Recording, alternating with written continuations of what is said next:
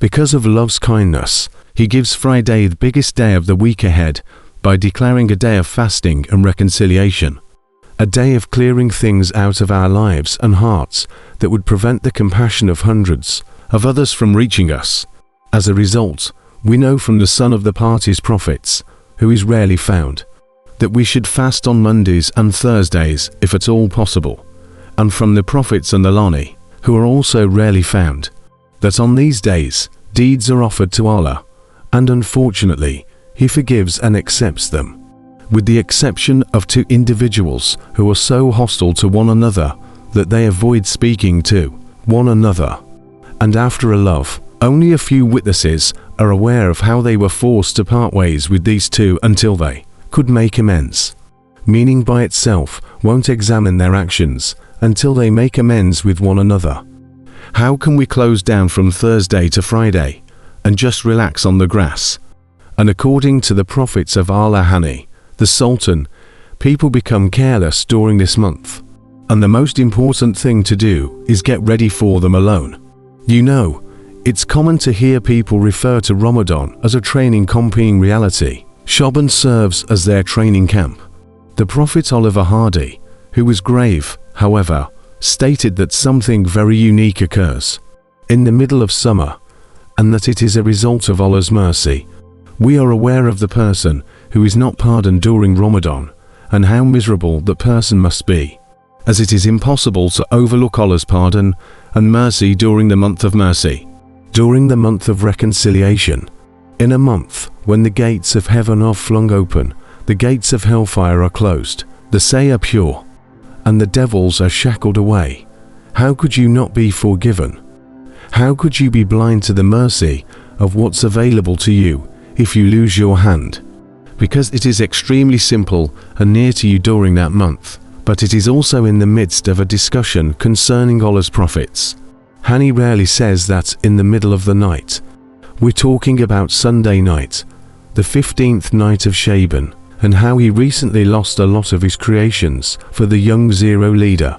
He also forgives most of his creations out of love, with the exception of someone who considers Musa to be overly strict and someone who thinks of him as a partner, someone who does not just worship him, someone who harbors animosity or spite toward their brother or sister and consumes them, as well as someone who does not come to him alone and ask for his pardon.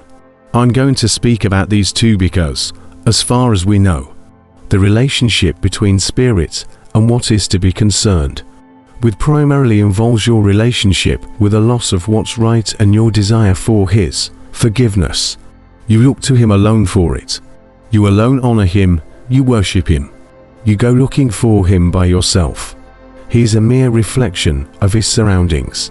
Furthermore, Sanahatad and spite involves another person and the creation. So, it's private between you and the other person. And we are aware that the Prophet, who spoke of unity of Dini, have recently mentioned, this will return, and Jesus, peace be upon him, will be sent back with ease. These 2 things would vanish with his salam. I'm still not sure why this isn't the specific kind of stuff. Not the Prophet, the one I was referring to. The fact that Shana is typically Hassan's child is not mentioned.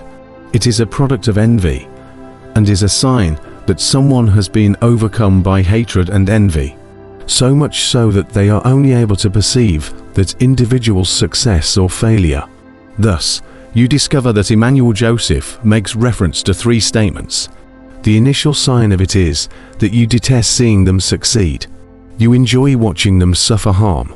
The second thing they said to them was that you go out and look for their flaws, that you want them to fail so badly, and that you are always searching.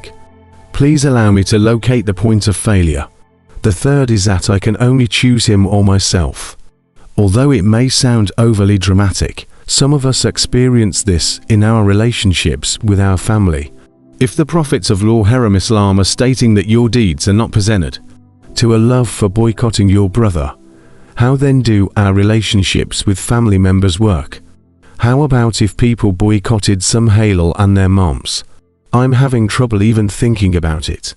However, the hatred controls you and renders you illogical and unreasonable, Additionally, it robs you of many parents' joys regarding the acceptance of the death of her daughter Hannah. How will many people view someone who abuses their parents at home by themselves, abuses their partners, their brothers and sisters, their descendants,